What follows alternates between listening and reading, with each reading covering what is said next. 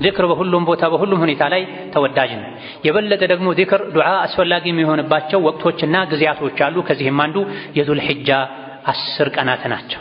በእነዚህ የዙል ሒጃ 10 ቀናት በተለይ የውም ዓረፋ 9ኛው ቀን ላይ ልናበዛው ልንደጋግመው ልናዘወትረው ከሚገባ የዚክር አይነት አንዱ ላኢላሃ ኢለላህ የሚለውን መደጋገም ነው።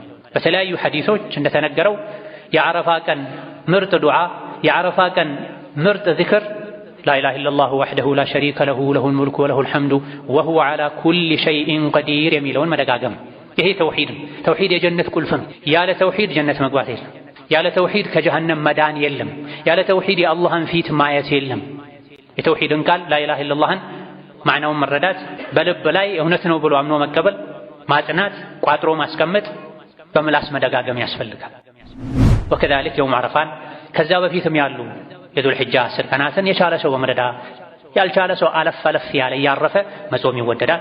በተለይ 9ኛውን ቀን መጾም የ2 ዓመት ወንጀልን እንደሚያሰርዝ ነቢዩ ዓለይሂ ሰላቱ ወሰላም ተናግሯል። የውም ዓረፋን መጾም ያለፈውን ዓመትና የመጪውን ዓመት የ2 ዓመት ወንጀል እንደሚያሰርዝ አላህ ላይ ተስፋ አደርጋለሁ ብሏል።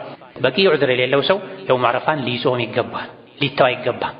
ከሱና ጾሞች ሁሉ ይበልጥ ተወዳጁ የሱና ጾም የውም ዓረፋ ጾም ነው ተብሏል። ተክቢር የእነዚህ ቀናት አንዱ መለያ ነው። ምንጊዜም የነቢዩ ኡመት መለያ ነው። ሰሓቦች፣ ታቢዒዎች፣ ደጋግ ቀደምቶች በተክቢር ነበር አንድም ጂሃድ ላይ ስኬታማ የሚሆኑት። የአላህ ጠላቶች ተክቢርን ሲሰሙ ውስጣቸው ይሸበራል። ሸይጣን ተክቢርን ሲሰማ አዳንን ሲሰማ ቦታውን ለቆ ይሸሻል ተብሏል። ስለዚህ በእነዚህ ቀናት ላይ በተቀሩ ቀናቶች በተለይ የውም ዓረፋ ላይ የዒድ ቀናት ላይ አያሙ ተሽሪቅ ላይ ቤቱን፣ መንደሩን፣ መስጂዱን በተክቢር ልናንቀጠቅጠው ይገባል። እየተረሳ ያለ ጉዳይ ነው።